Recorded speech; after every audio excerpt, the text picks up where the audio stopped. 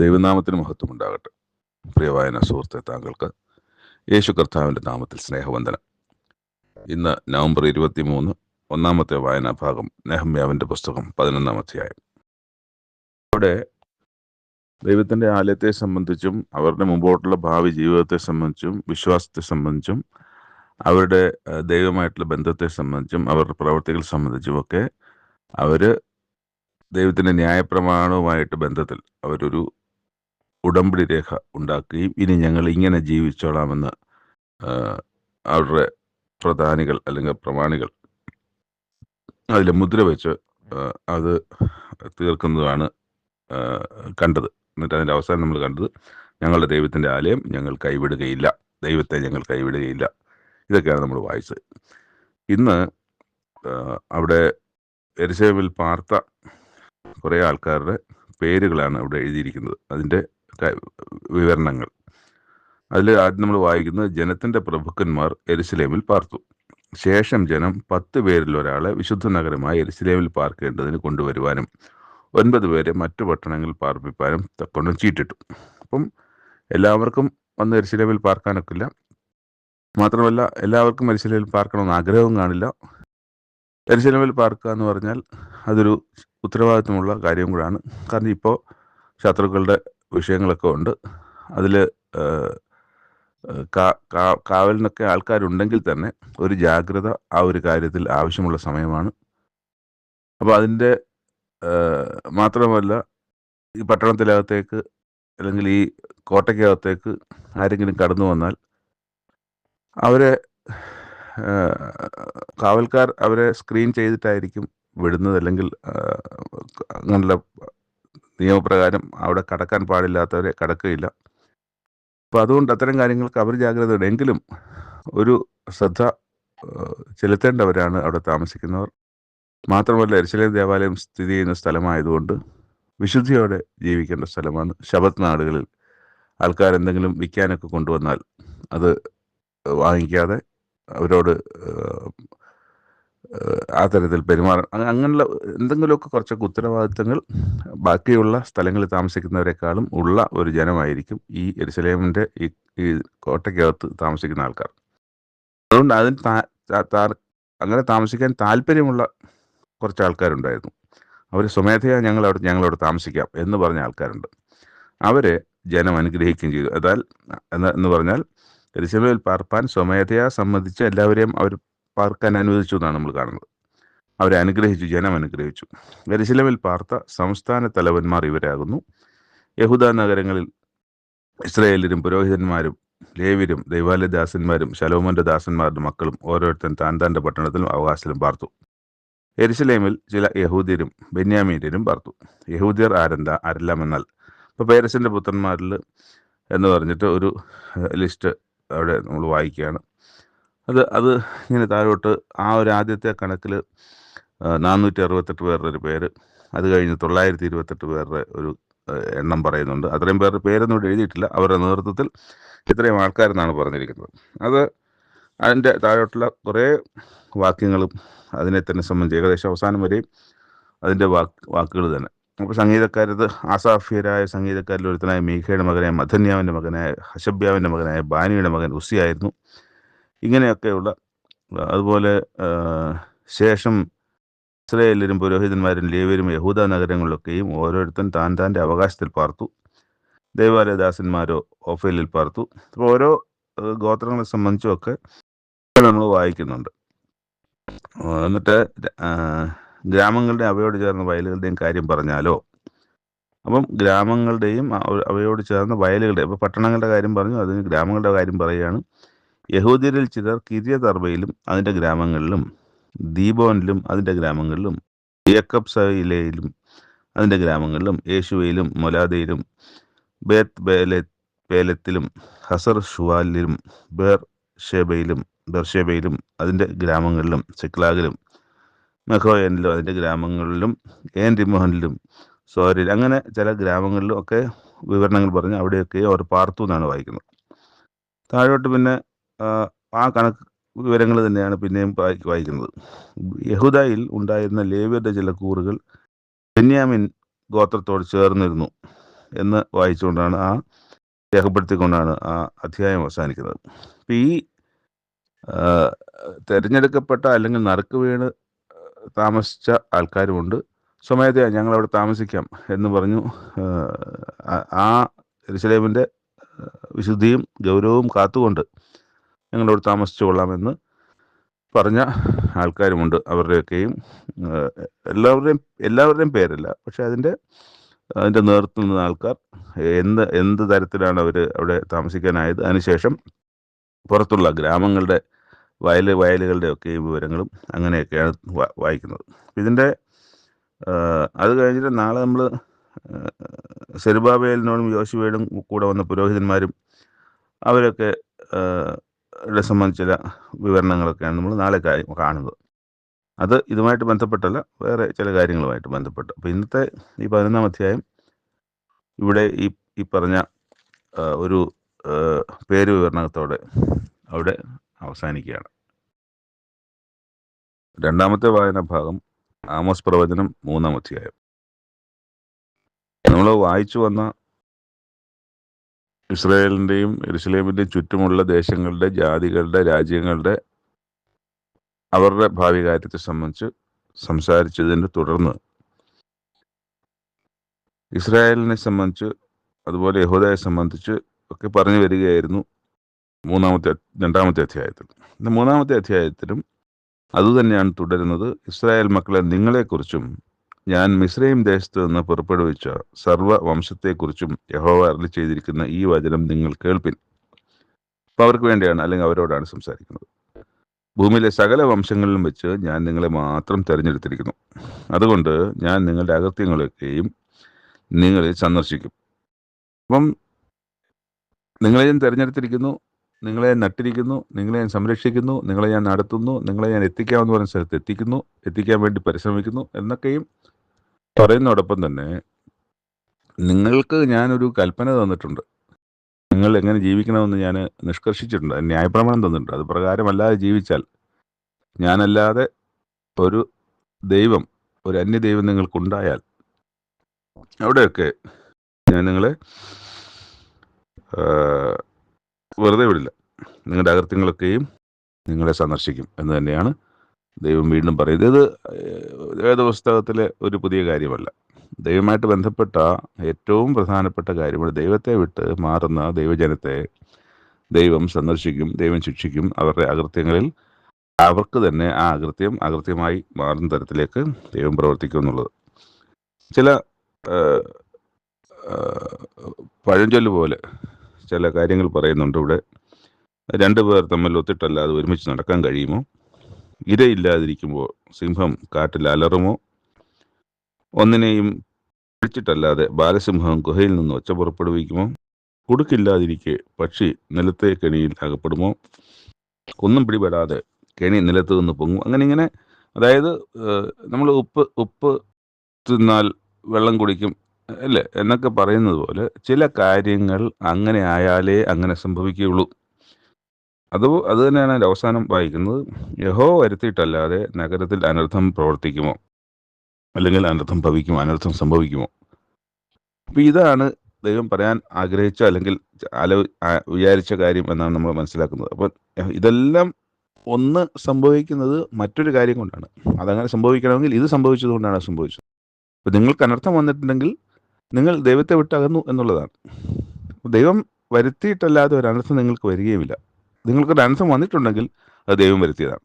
ഇതാണ് അതിനകത്ത് പറയാൻ ഉദ്ദേശിക്കുന്നത്. അങ്ങനെ അനർത്ഥം വരുമ്പോൾ തന്നെ യഹോവ കർത്താവ് പ്രവാചകന്മാരായ തൻ്റെ ദാസന്മാർക്ക് ഈ കാര്യം വെളിപ്പെടുത്താതെ ഒരു കാര്യവും ചെയ്യുകയുമില്ല. അത് നമുക്ക് ആദ്യം മുതൽ അറിയാവുന്ന കാര്യമാണ്. ദൈവത്തെക്കുറിച്ച് നമ്മൾ ഈ പുസ്തകത്തിൽ വായിക്കുന്ന കാലം മുതൽ അബ്രഹാമിൻ്റെ കാര്യത്തിലൊക്കെ നമുക്കറിയാം. ലോത്തിൻ്റെ ദേശത്തെ നശിപ്പിക്കാൻ പോകുമ്പോൾ ലോത്ത് നശിപ്പിക്കപ്പെടാൻ സാധ്യതയുണ്ട്. പക്ഷേ ആ ചെയ്യാൻ പോകുന്ന കാര്യം അബ്രഹാമിനോട് സംസാരിച്ചിട്ടാണ്, അബ്രഹാമിനെ അറിയിച്ചിട്ടാണ് ദൈവം അത് ചെയ്യുന്നത്. അപ്പോൾ എന്ത് സംഭവിച്ചു? അബ്രഹാമിന് ലോത്തിനെ അവിടെ നിന്ന് വിടുവിക്കണം. അങ്ങനെയാണ് 50 നീതിമാന്മാർ ഒരു പട്ടണത്തിലുണ്ടെങ്കിൽ ദൈവമേ ആ പട്ടണത്തെ അങ്ങ് നശിപ്പിക്കുമോ എന്നൊക്കെ ചോദിച്ച് അവസാനം ലോത്തിൻ്റെ കുടുംബത്തെ അവിടുന്ന് വിടുവിച്ച് കൊണ്ടുവരുവാൻ തക്കവണ്ണം ദൈവത്തോട് അതിനെ സംബന്ധിച്ച് സംസാരിക്കുന്നത്. അപ്പോൾ അതെന്തുകൊണ്ടാണ് അത് സംഭവിച്ചത്? ദൈവം ഈ വിവരം അബ്രഹാമിനെ അറിയിച്ചത് കൊണ്ടാണ്. അപ്പം അങ്ങനെ ദൈവം അറിയിക്കാതെ ഒരു കാര്യവും ചെയ്യാറില്ല. നമ്മൾ വചനപുസ്തകത്തിൽ സ്ഥിരമായി നമ്മൾ കാണുമ്പോൾ അവർ ചെയ്യുന്ന അനർത്ഥം ഞാൻ നിങ്ങൾക്ക് തലമേൽ വരുത്തും, നിങ്ങൾക്ക് ഞാൻ ബാധ വരുത്തും എന്നൊക്കെ നേരത്തെ പറയുമ്പോഴും അവർ അത് അറിഞ്ഞ് തെറ്റി ചെയ്തുകൊണ്ടിരുന്ന കാര്യങ്ങളെ തെറ്റിമാറി ദൈവപക്ഷത്തേക്ക് വന്നില്ലെങ്കിൽ മാത്രമേ ശിക്ഷ അവർക്കുണ്ടാകുള്ളൂ. നിനവയെ സംബന്ധിച്ച് പറയുന്നത് നമുക്കറിയാം. യോന പ്രവാചകൻ നിനവയോട് സംസാരിക്കുന്ന കാര്യത്തിൽ നിനവയോട് പോയി പറയാൻ പറയുന്നുണ്ട്, ഞാൻ ഈ പട്ടണത്തെ നശിപ്പിക്കും എന്ന് പറയുമ്പോൾ അവരെന്ത് ചെയ്തു? അവർ ഉപവാസം പ്രസിദ്ധപ്പെടുത്തി. അവർ ജാതികളാണ്, ഇസ്രായേൽ ജനമല്ല, ദൈവത്തെ അറിയുന്നവരല്ല. എന്നിട്ടും യോന പ്രവാചകൻ പറഞ്ഞതനുസരിച്ച് അത് ദൈവത്തിൻ്റെ ശിക്ഷ അവർക്ക് വരുമെന്ന് മനസ്സിലാക്കി അവർ തങ്ങളെ തന്നെ ശുദ്ധീകരിച്ച്, അവർ തങ്ങളെ തന്നെ താഴ്ത്തി, അവർ ഉപവാസം പ്രസിദ്ധപ്പെടുത്തി, അവർ തങ്ങളുടെ അകൃത്യങ്ങളിൽ നിന്ന് മാറി ദൈവത്തെ ഭയപ്പെട്ടു. അതുകൊണ്ട് എന്ത് പറ്റി? ദൈവം അവർക്ക് വരുത്തുമെന്ന് പറഞ്ഞ അനർത്ഥം അവർക്ക് വരുത്തിയില്ല. അത് ജാതികളുടെ കാര്യത്തിൽ പോലും ദൈവം അങ്ങനെയാണ് ചെയ്തത്. അപ്പോൾ സ്വന്തം ജനത്തിൻ്റെ കാര്യത്തിൽ അതിനൊക്കെ അതുപോലെ തന്നെ കൃത്യമായി തന്നെ ദൈവം ചെയ്യും എന്നുള്ള കാര്യത്തിൽ സംശയമില്ല. അപ്പോൾ അത് നമ്മൾ വായിക്കുന്നത്, ദൈവം പ്രവാചകന്മാരോട് പറയാതെ, അരുളി ചെയ്യാതെ ഒരു കാര്യവും ചെയ്യുകയില്ല, അല്ലെങ്കിൽ ഇങ്ങനെയുള്ള അനർത്ഥം ഒന്നും, അല്ലെങ്കിൽ ശിക്ഷ, അല്ലെങ്കിൽ ന്യായവിധി, അല്ലെങ്കിൽ മഹാമാരി പോലുള്ള കാര്യങ്ങളൊന്നും ദൈവം ചെയ്യുകയില്ല എന്നാണ്.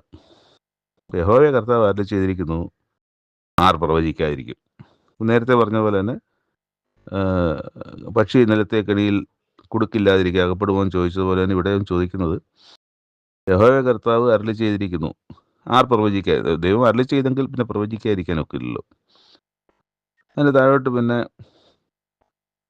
എല്ലായിടത്തും പ്രസിദ്ധപ്പെടുത്തി ഘോഷിച്ച് പറയുക, തങ്ങളുടെ അലമനകളിൽ അന്യായവും സാഹസവും സംഗ്രഹിച്ചു വയ്ക്കുന്നവർ ന്യായം പ്രവർത്തിപ്പാൻ അറിയുന്നില്ല. പരമനകളിലും എന്ന് പറയുമ്പോൾ അത് അധികാരവർഗത്തിൻ്റെ അല്ലെങ്കിൽ രാജാക്കന്മാരുടെ കൊട്ടാരത്തെ, രാജാവിനെയൊക്കെ ചെന്നാണ് പറയുന്നത്.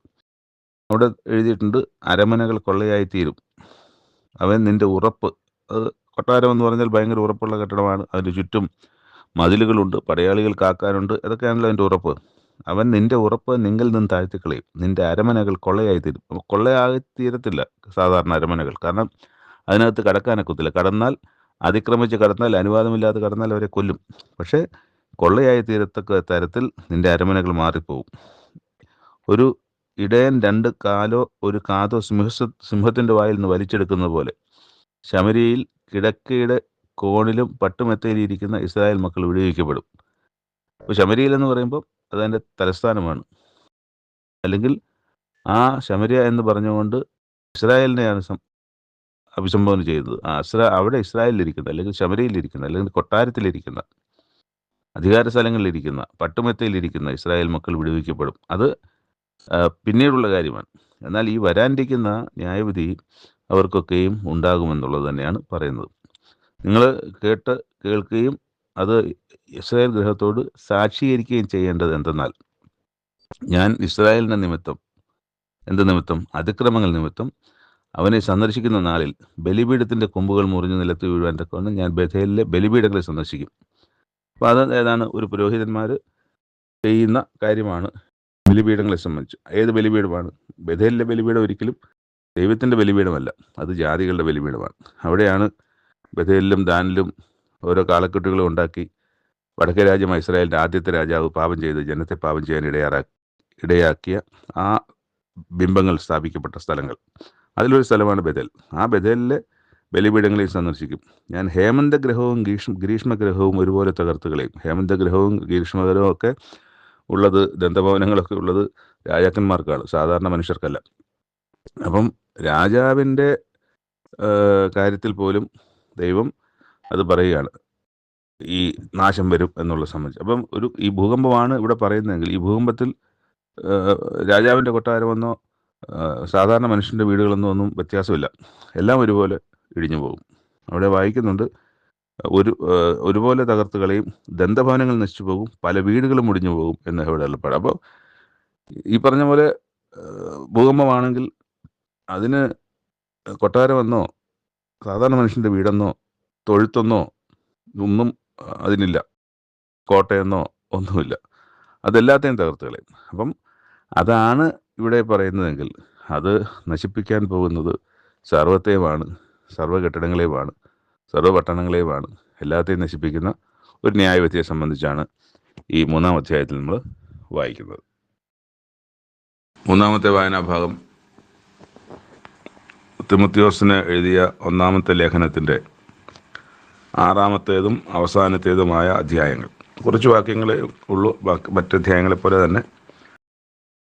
ഇവിടെ ഇവരോട് പറയുന്നൊരു കാര്യം, യജമാനന്മാരെ, അതായത് നിങ്ങളുടെ യജമാനന്മാരെ സകല മാനത്തിലും യോഗ്യന്മാർ എന്ന് എണ്ണണം. കാരണം ദൈവനാമവും ഉപദേശവും ദുഷിക്കപ്പെടാതിരിപ്പാൻ നിങ്ങൾ നിങ്ങളുടെ സീനിയേഴ്സിനെ, നിങ്ങളുടെ യജമാനന്മാരെ, നിങ്ങളുടെ വേലയ്ക്കാക്കുന്നവരെ നിങ്ങൾ ബഹുമാനിക്കേണ്ടതാവുന്നു. അപ്പം സഭകളിൽ മൂപ്പന്മാർ കാണും, പല സുവിശേഷ പ്രവർത്തനങ്ങൾ അവിടെ നടക്കുന്നുണ്ടാവും. ആദ്യകാലങ്ങളിൽ സുവിശേഷ പ്രവർത്തനം തന്നെയായിരുന്നു പ്രധാന ഒരു കർത്തവ്യങ്ങൾ നടന്നുകൊണ്ടിരുന്നത്. സുവിശേഷ പ്രവർത്തനം നടക്കുന്നു, അതുപോലെ അപ്പം നുറുക്കാൻ വേണ്ടി കൂടുന്നു, അവർ പെരുന്നാളുകൾ ആചരിക്കുന്നു, ശബത്ത് ആചരിക്കുന്നു, അങ്ങനെയൊക്കെ പൊയ്ക്കൊണ്ടിരിക്കുന്നൊരു കാലം. അപ്പോൾ അവിടുത്തെ ഒരു പ്രധാന കാര്യമാണ് സുവിശേഷം മറ്റുള്ളവർ. അതിന് ഒരാൾ പോരല്ലോ, സഭയുടെ പ്രധാനപ്പെട്ട മൂപ്പനോ അല്ലെങ്കിൽ സഭയുടെ നേതാവോ ഒന്നും പോരാ. അവിടെയെല്ലാം പുതിയ പുതിയ ആൾക്കാർ വിശ്വാസത്തിലേക്ക് വരുന്നവർ നേതൃത്വത്തിൽ വരേണ്ട ആവശ്യമുണ്ട്. അവരാണ് സുവിശേഷം അറിയിക്കുക ചെയ്യുന്നത്. അപ്പം അവരുടെ യജമാനന്മാരെ സകല മാനത്തിലും യോഗ്യന്മാർ എന്ന് എണ്ണണം എന്ന് പറയുന്നതിൻ്റെ കാര്യം, അല്ലെങ്കിൽ ദൈവനാമവും വചനവും ഉപദേശവും ഒക്കെ ദുഷിക്കപ്പെടാനിടയുണ്ട്, അതിനിടയാക്കാൻ പാടില്ല എന്നാണ്. പ്രത്യേകം നമ്മൾ ഈ അധ്യായങ്ങളിലൊക്കെ കാണേണ്ട ഒരു കാര്യം, ഈ സഭകളിലൊന്നും പുരോഹിതന്മാരില്ല എന്നുള്ളതാണ്. പുരോഹിതന്മാരില്ലാതിരുന്ന കാലമാണ് അത്, അല്ലെങ്കിൽ പുരോഹിതന്മാരില്ല. കാരണം എന്താണ്? യേശുക്രിസ്തുവാണ് പുരോഹിതൻ. ആ ഒരു പുരോഹിതനേ ഉള്ളൂ, ആ ഒരു ഏക മഹാപുരോഹിതനേ ഉള്ളൂ ഇന്ന് മനുഷ്യർക്കും ദൈവത്തിനും ഇടയിൽ ദൈവം നിയമിച്ചിരിക്കുന്നത്. പഴയ നിയമകാലത്ത് പുരോഹിതന്മാരുണ്ടായിരുന്നു, യാഗപീഠങ്ങളുണ്ടായിരുന്നു, അവിടെ അറക്കപ്പെടാൻ പക്ഷികളും കാളകളും ആടുകളും ഉണ്ടായിരുന്നു. ഇന്ന് അതൊന്നുമില്ല. ഇന്ന് പുരോഹിതന്മാരുടെ ആവശ്യമില്ല, കാരണം യേശു പുരോഹിതനായി. യാഗപീഠമില്ല, യാഗം നിർത്തലാക്കി. കാളകളും പക്ഷികളും ആടുകളും ഒന്നും മരിക്കേണ്ട കാര്യമില്ല, കാരണം അവയൊക്കെ നിഴലായിരുന്നു, അവയ്ക്ക് പൊരുളായിരുന്ന യേശുക്രിസ്തു ആ യാഗമായതുകൊണ്ട് ഇനി ആ യാഗങ്ങൾക്കൊന്നും യാതൊരു സ്ഥാനവുമില്ല. യാഗവുമില്ല, യാഗപീഠമില്ല, യാഗമൃഗങ്ങളില്ല, പുരോഹിതന്മാരില്ല, ഇതൊന്നുമില്ല എന്നുള്ളത് പ്രത്യേകം മനസ്സിലാക്കണം. അതാണ് അതിൻ്റെ കാരണം. ഇന്ന് ഈ കാലങ്ങളിൽ സഭയിൽ പുരോഹിതന്മാരില്ല, ഏക മഹാപുരോഹിതനേ ഉള്ളൂ. ആ കാലം മുതൽ യേശുക്രിസ്തു ഉയർത്തെഴുന്നേറ്റതിന് ശേഷം അവിടെ പുരോഹിതന്മാരുടെ കാലം അവസാനിക്കുകയാണ്. അപ്പോൾ കേൾക്കുന്ന ആളുകൾ ചോദിക്കും, ഇന്ന് പുരോഹിതന്മാരുണ്ടല്ലോ, പൗരോഹിത്യമുണ്ടല്ലോ, വലിയ പുരോഹിത ശ്രേഷ്ഠന്മാരുണ്ടല്ലോ എന്നൊക്കെയും തിരിച്ചെന്നോട് ചോദിച്ചാൽ അതിന് നിങ്ങൾ തന്നെ അതിനുള്ള ഉത്തരം കണ്ടെത്തിക്കൊള്ളുക എന്നാണ് അതിനെ സംബന്ധിച്ച് എനിക്ക് പറയാനുള്ളത്. ഞാൻ വചനത്തിലെ കാര്യമാണ് പറഞ്ഞത്. അതിന് ഞാൻ പ്രത്യേകിച്ച് ഒരു കമൻറ്റും അതിനെ സംബന്ധിച്ച് പറയുന്നില്ല. അത് കേൾക്കുന്നവരുടെ, ചിന്തിക്കുന്നവരുടെ സ്വാതന്ത്ര്യത്തിന് വിടുകയാണ്. വേറൊരു കാര്യം താഴോട്ട് വരുമ്പോൾ, ഉണ്മാനും ഉടുപ്പാനും ഉണ്ടെങ്കിൽ മതി എന്ന് ഞാൻ വിചാരിക്കാം.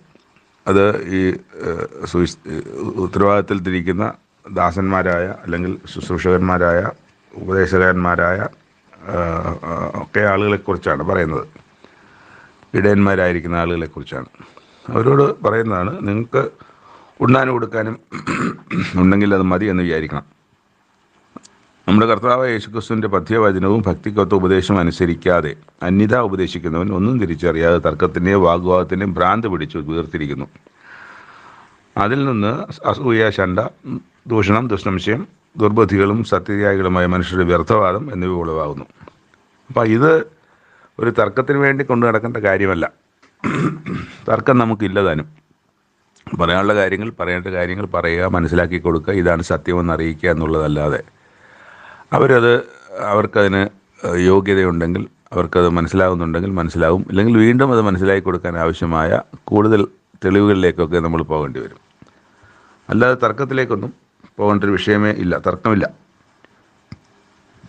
അപ്പോൾ ഇത് ചിലർക്കത് ദൈവഭക്തി ഒരു ആദായമാണ്. ഇന്നത്തെ കാലത്ത് നമുക്കിത് കാണാൻ പറ്റും. ദൈവത്തിൻ്റെ ഭക്തി, ദൈവം പലർക്കും ആദായത്തിനൊരു വഴിയാണ്. പക്ഷെ അവർ അതിനെ അങ്ങനെയാണ് കാണുന്നത്. അത് എല്ലാ സമൂഹങ്ങളിലും, എല്ലാ ജാതികളിലും, എല്ലാ മതങ്ങളിലും ഉണ്ട് അത്തരം ആൾക്കാർ. ദൈവത്തിൻ്റെ ഭക്തി എന്ന് പറഞ്ഞ് ആ ഭക്തന്മാരുടെ കയ്യിൽ നിന്ന് പല മെറ്റീരിയൽസ്, അതായത് ഭൗതിക നേട്ടങ്ങൾ കൊയ്ത് ജീവസന്ധാരണം നടത്തുകയും സ്വത്തുകൾ കുമിച്ചു കൂട്ടുകയും ചെയ്യുന്ന ആൾക്കാർ ഉണ്ട്. അത് ലോകത്തുണ്ട്, എല്ലാ ജാതികളിലും ഉണ്ട്. അപ്പം അത് അവിടെ തന്നെ പറയുന്നത് അലംഭാവത്തോടു കൂടിയ ദൈവഭക്തി വലുതായ ആദായം തന്നെയാണ് താനും എന്നും പറയുന്നുണ്ട്. നമ്മൾ ഈ ലോകത്തിലേക്ക് ഒന്നും കൊണ്ടുവന്നിട്ടില്ല, ഇവിടെ നിന്നൊന്നും കൊണ്ടുപോകാനും കഴിയില്ല. അതും പൗലോസ് അപ്പോസ്തലൻ തിമോഥെയോസിനെ ഓർപ്പിക്കുന്നു. ദ്രവ്യാഗ്രഹത്തെക്കുറിച്ച് പലതും ഒരു കാര്യം പറയും. ദ്രവ്യാഗ്രഹം സകല ദോഷത്തിനും മൂലമല്ല. ഇത് ചിലർ കാംക്ഷിച്ചിട്ട് വിശ്വാസം ഉഴന്ന് ദുഃഖങ്ങൾക്ക് അധീനരായി തീർന്നു. അപ്പം അതും നീ ഓർക്കണം. അപ്പം അതുകൊണ്ട് ധനികന്മാരാകുവാൻ ആഗ്രഹിക്കുന്നവർ പരീക്ഷയിലും കെണിയിലും കുടുങ്ങുകയും മനുഷ്യ സംഹാര നാശങ്ങളിൽ മുങ്ങിപ്പോവാൻ ഇടവരുന്ന മൗഢ്യവും ദോഷകരമായ പല മോഹങ്ങൾക്ക് ഇരയായി തീരുകയും ചെയ്യുന്നു. അതുകൊണ്ട് ധനികനാകുവാനൊന്നും ആഗ്രഹിക്കരുത് എന്നുള്ളതാണ് ഒരു ദൈവവേലക്കാരനോട് പൗലോസ് അപ്പോസ്തലൻ്റെ ഉപദേശം. നീയോ, അപ്പോൾ തിമോഥെയോസിനോട് പറയുന്നത് തിമോഥെയോസിനോട് മാത്രമല്ല, പിന്നെ ഇതുമായിട്ട് ബന്ധപ്പെട്ട് വരുന്ന എല്ലാ വേലക്കാർക്ക് വേണ്ടിയും പറയുന്നത്, നീയോ ദൈവത്തിൻ്റെ മനുഷ്യനാണ്. അതുകൊണ്ട് അതൊക്കെയും വിട്ട് ഓടിയിട്ട് നീതി, ഭക്തി, വിശ്വാസം, സ്നേഹം, ക്ഷമ, സൗമ്യത എന്നിവ നീ പിന്തുടരണം. അല്ലാതെ ധനത്തിനെ പിന്തുടരരുത്. നിനക്ക് ആഹാരത്തിന് ആവശ്യമുള്ളതും മറ്റു കാര്യങ്ങളൊക്കെ ദൈവം നിന്നെ വിളിച്ച വിശ്വസ്തനായ ദൈവം നിൻ്റെ കാര്യങ്ങൾ വല്ല ഭംഗിയായി ചെയ്യും. അതുകൊണ്ട് നീ നിൻ്റെ ഭാവിയെ സംബന്ധിച്ച് ആകുലപ്പെട്ട് എന്തുടുക്കും, എന്ത് തിന്നും എന്നൊക്കെ ചിന്തിച്ച് നീ സമ്പത്തുണ്ടാക്കാൻ വേണ്ടി പുറപ്പെടരുത് എന്ന് തന്നെയാണ് അവിടെ പറയുന്നത്. വിശ്വാസത്തിൻ്റെ നല്ല പോര് പൊരുതുക, നിത്യജീവനെ പിടിച്ചുകൊള്ളുക. അതിനായി നീ വിളിക്കപ്പെട്ട് അനേകം സാക്ഷികളുടെ മുമ്പാകെ നല്ല സ്വീകാരം കഴിച്ചുവല്ലോ. അപ്പം നിൻ്റെ സാക്ഷ്യം പലരിലും നീ സ്വീകാരനാണ്. നിൻ്റെ സാക്ഷ്യത്തെ സംബന്ധിച്ച് നിനക്ക് ജനത്തിനിടയിലൊരു പ്രശംസയുണ്ട്, ഒരു മതിപ്പുണ്ട്. അത് നീ നഷ്ടപ്പെടുത്തരുത്. നീ നിഷ്കളങ്കരും നിരപവാദ്യനുമായി ഈ കൽപ്പന നമ്മുടെ കർത്താവ് യേശുക്രിസ്തുവിൻ്റെ പ്രത്യക്ഷത വരെ കാത്തുകൊള്ളണം. നീ പ്രത്യക്ഷത വരെ കാക്കണമെന്ന് പറഞ്ഞാൽ നിനക്കത് പ്രത്യക്ഷത വരെ കാക്കാനൊത്തില്ല. നീ നേരത്തെ മരിച്ചു പോയാൽ ആ മരണം വരെ അത് കാക്കണം. മരണം വരെ ആണെങ്കിൽ മരണം വരെ, ക്രിസ്തുവിൻ്റെ വരവ് വരെ നീ ജീവിച്ചിരിക്കുന്നതിന് അതുവരെ നീ കാക്കണം എന്നാണ് അവിടെ പറയുന്നത്. എന്നിങ്ങനെ സകലത്തെയും ജീവിപ്പിക്കുന്ന ദൈവത്തെയും പൊന്തിയാസ് പീലാത്തോസിൻ്റെ മുമ്പിൽ നല്ല സ്വീകാരം കഴിച്ച യേശുക്രിസ്തുവിനെയും സാക്ഷി വെച്ച് ഞാൻ നിന്നോട് ആജ്ഞാപിക്കുന്നു. അപ്പോൾ ഇതൊക്കെയാണ് ഇനി തിമോഥെയോസിൻ്റെ 2-ാം ലേഖനവും തീത്തോസിൻ്റെ ലേഖനത്തിലൊക്കെ ഉണ്ട്. അതിൽ വേറെ പല കാര്യങ്ങളും പറയും. എങ്ങനെയാണ് കൂടുതൽ വിശദമായ കാര്യങ്ങളെ സംബന്ധിച്ചൊക്കെ അവിടെ പറയും. ഇവിടെ ഒരു പ്രധാനപ്പെട്ട കാര്യം പറയുന്നത്, അത് കഴിഞ്ഞ് പറയുകയാണ് ധന്യനായ ഏകാധിപതിയും. അപ്പം തൊട്ടു മുമ്പ് പറഞ്ഞല്ലോ, ഞാൻ പൊന്തിയോസ് പീലാത്തോസിൻ്റെ മുമ്പിൽ നല്ല സ്വീകാരം കഴിച്ച യേശുക്രിസ്തുവിനെ സാക്ഷി വെച്ച് ഞാൻ പറയുന്നു എന്ന് പറഞ്ഞിട്ടാണ് പറയുന്നത്. ധന്യനായ ഏകാധിപതിയും രാജാവും. ആരാണ് ധന്യനായ ഏകാധിപതി? യഹോവയായ ദൈവം. രാജാധിരാജാവ് യഹോവയായ ദൈവം. കർത്താവ് യഹോവയായ താൻ മാത്രം അമർത്യതയുള്ളവൻ എന്നാണ് പറയുന്നത്. താൻ മാത്രം അമർത്യതയുള്ളവൻ, തനിക്ക് മാത്രമേ അമർത്യതയുള്ളവനും അടുത്തുകൂടാത്ത വെളിച്ചത്തിൽ വസിക്കുന്നവനും ആരാണ്? യഹോവയായ ദൈവം. മനുഷ്യരാരും കാണാത്തവനും, ദൈവത്തെ ആരും കണ്ടിട്ടില്ല എന്നാണ് ഇവിടെ പറയുന്നത്. മനുഷ്യരാരും ഇതുവരെ കണ്ടിട്ടില്ല. കാണുവാൻ കഴിയാത്തവനുമായവൻ, അതെല്ലാം യഹോവയായ ദൈവത്തെക്കുറിച്ച് പറയുന്ന കാര്യങ്ങളാണ്. അപ്പോൾ ദൈവത്തെ ആരും കണ്ടിട്ടില്ലെന്നും ദൈവത്തെ ആർക്കും കാണാൻ കഴിയുകയില്ലെന്നും അവിടെ എഴുതിയിരിക്കുന്നു. തക്ക സമയത്ത് ആ പ്രത്യക്ഷത, ഏത് പ്രത്യക്ഷത? യേശുക്രിസ്തുവിൻ്റെ പ്രത്യക്ഷത ഈ ദൈവം വരുത്തും. ഈ ദൈവത്തെക്കുറിച്ചുള്ള വിശേഷണങ്ങളാണ് ഇവിടെ പറഞ്ഞിരിക്കുന്നത്.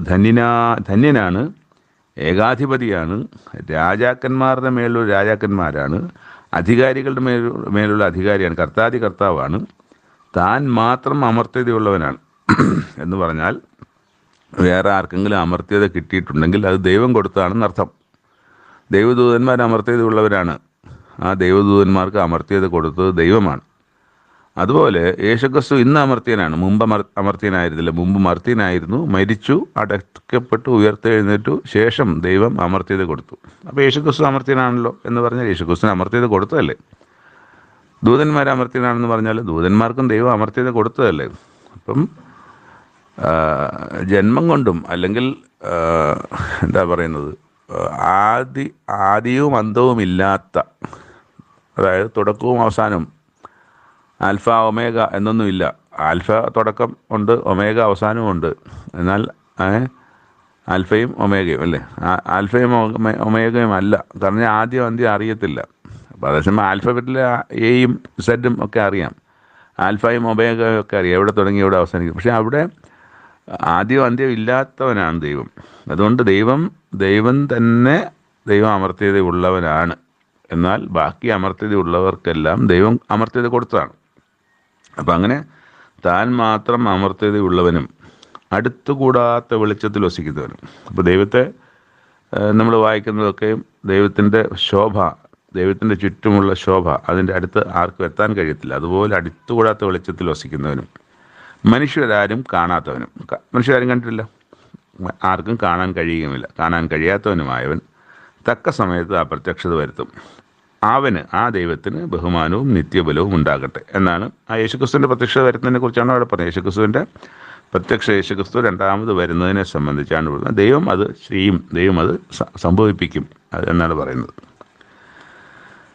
എന്നിട്ട് അതിൻ്റെ താഴെ നന്മ ചെയ്യുവാനും സൽപ്രവൃത്തികളിൽ സമ്പന്നരായി ദാനശീലരും ഔദാര്യമുള്ളവരായി സാക്ഷാലുള്ള ജീവനെ പിടിച്ചുകൊള്ളേണ്ടതിനും വരുംകാലത്തേക്ക് നല്ലൊരടിസ്ഥാനം നിക്ഷേപിച്ചു കൊള്ളുവാനും ആജ്ഞാപിക്കണം. ഇത് ഞാൻ നിന്നോട് ആജ്ഞാപിക്കുന്നത് മാത്രമല്ല, നീ മറ്റുള്ളവരോട് ആജ്ഞാപിക്കേണ്ട കാര്യവുമാണിത്. അല്ലയോ തിമോത്തിയോസേ, നിന്റെ പക്കൽ ഏൽപ്പിച്ചിരിക്കുന്ന ഉപനിധി കാത്തുകൊണ്ട് ജ്ഞാനം എന്ന് വ്യാജമായി പേർ പറയുന്നതിൻ്റെ ഭക്തിവിരുദ്ധമായ വൃഥാലാപങ്ങളെയും തർക്കസൂത്രങ്ങളെയും ഒഴിഞ്ഞു നിൽക്കുക. അപ്പം ജ്ഞാനം എന്ന് വ്യാജമായി പറഞ്ഞുകൊണ്ട് ഇതൊക്കെ ചെയ്ത് ഭക്തിവിരുദ്ധങ്ങളായ വൃഥാലാപങ്ങളൊക്കെ ചെയ്തുകൊണ്ട് ആളുകൾ സമ്പത്തുണ്ടാക്കാൻ വേണ്ടി ചെയ്യുന്നതിനെക്കുറിച്ച് നമ്മൾ നേരത്തെ വായിച്ചല്ലോ. എന്നിട്ട് പറയണം, ആ ജ്ഞാനം, ഇപ്പം ഇവിടെ പറഞ്ഞ ജ്ഞാനം ചിലർ സ്വീകരിച്ച് വിശ്വാസം വിട്ട് തെറ്റിപ്പോയിരിക്കുന്നു. അപ്പോൾ അത് സംഭവിക്കും, അങ്ങനെ സംഭവിക്കാനുള്ള സാധ്യതയുണ്ട്, ചാൻസ് ഉണ്ട്. അപ്പം അതുകൊണ്ട് നീ ആ കാര്യത്തെ സംബന്ധിച്ചൊക്കെ സൂക്ഷിക്കണം. നിനക്ക് ഉപദേശിക്കാനുള്ള ആളുകളെ നീ ഇത് ഉപദേശിക്കുകയും വേണം. ദൈവത്തിൻ്റെ കൃപ നിങ്ങളോടുകൂടെ ഇരിക്കുമാറാകട്ടെ എന്ന് പറഞ്ഞിട്ടാണ് ഒന്നാമത്തെ ലേഖനം അവസാനിക്കുന്നത്. അപ്പോൾ ഇവിടെ നമുക്ക് മനസ്സിലാക്കേണ്ടതായ പല കാര്യങ്ങൾ, ദൈവത്തെ സംബന്ധിച്ച് മനസ്സിലാക്കേണ്ട കാര്യം വരെ നമ്മളിവിടെ വായിക്കുന്നുണ്ട്. ഇത് ഇന്ന് ഈ നമ്മൾ ധന്യനായ ഏകാധിപതിയൊക്കെ പറഞ്ഞ ഭാഗത്ത് അങ്ങനെ ആ ഒരു വിശ്വാസമാണോ താങ്കൾക്ക് ഉള്ളതെന്ന് താങ്കൾ പരിശോധിക്കേണ്ടതാണ്. ദൈവത്തെ സംബന്ധിച്ച് താങ്കൾക്കുള്ള വിശ്വാസം ഈ 15-16 വാക്യങ്ങളിൽ, 1 തിമോത്തിയോസ് 6-ാം അധ്യായത്തിൻ്റെ 15-16 വാക്യങ്ങളിൽ കാണുന്ന തരത്തിലുള്ള ഒരു വിശ്വാസമാണോ താങ്കൾക്കുള്ളതെന്ന്. അതിപ്പോൾ ഞാനും പരിശോധിക്കണം, താങ്കളും പരിശോധിക്കണം, എല്ലാവരും പരിശോധിക്കണം. ബൈബിൾ വായിക്കുന്ന എല്ലാവരും പരിശോധിക്കേണ്ട ഒരു പരിശോധനയാണ്, ഞാൻ വിശ്വസിക്കുന്ന ദൈവം ഈ പറഞ്ഞിരിക്കുന്ന പോലെയാണോ എന്നുള്ള പരിശോധന നടത്തണം. ഇത് പരിശോധന നടത്തണമെന്ന് പറഞ്ഞാൽ ഒരു കാര്യവും അടിച്ചേൽപ്പിക്കാനല്ല.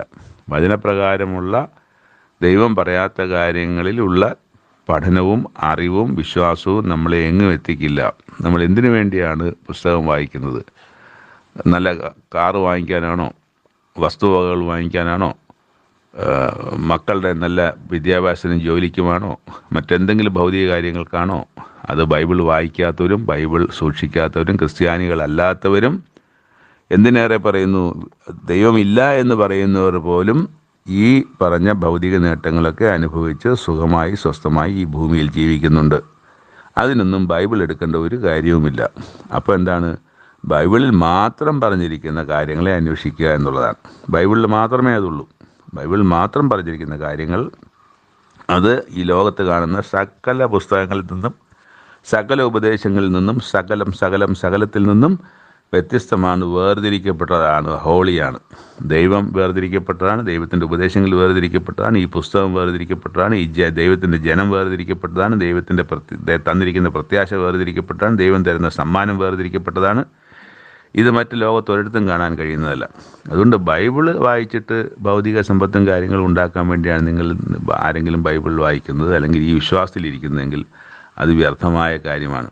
അത് ഞാൻ നേരത്തെ പറഞ്ഞതുപോലെ നിരീശ്വര ദൈവമില്ല എന്ന് പറയുന്നവർ പോലും അവർക്ക് ഈ കാര്യങ്ങളെല്ലാം ലഭിക്കുന്നുണ്ട്. അതിന് ബൈബിൾ എടുക്കേണ്ട യാതൊരു കാര്യമില്ല. എന്തിനാണ് ബൈബിൾ എടുക്കുന്നത്, അല്ലെങ്കിൽ എന്താണ് ബൈബിളിലെ ഉപദേശം എന്നത് വ്യക്തമായി പരിശോധിക്കുക. അവിടെയാണ് ഇവിടുത്തെ 5, 15, 16 വാക്യങ്ങളുടെ പ്രാധാന്യം പറയുന്നത്. 15, 16 വാക്യങ്ങളിൽ കാണുന്ന ദൈവത്തെ സംബന്ധിച്ചുള്ള വിശ്വാസത്താൽ, അറിവിനാൽ, വിശ്വാസത്താൽ നടന്നാൽ മാത്രമേ താങ്കൾക്ക് ബൈബിൾ പറയുന്ന സമ്മാനം, പ്രോമിസ്, വാഗ്ദത്തം ലഭിക്കുകയുള്ളൂ എന്ന് ഒരിക്കൽ കൂടി പറഞ്ഞുകൊണ്ട് ഇന്നത്തെ ഈ വായനാഭാഗത്തോടു കൂടി 3 വായനാഭാഗങ്ങളിലൂടെ അവസാനിക്കുന്നു. നാളെ പുതിയ വായനാഭാഗങ്ങളുമായിട്ട് നമുക്ക് വീണ്ടും കണ്ടുമുട്ടാം. അതുവരെ ദൈവത്തിൻ്റെ കരങ്ങളിൽ സുരക്ഷിതരായിരിക്കുവാൻ പ്രാർത്ഥിക്കുകയും ആശംസിക്കുകയും ചെയ്യുന്നു. Thank you.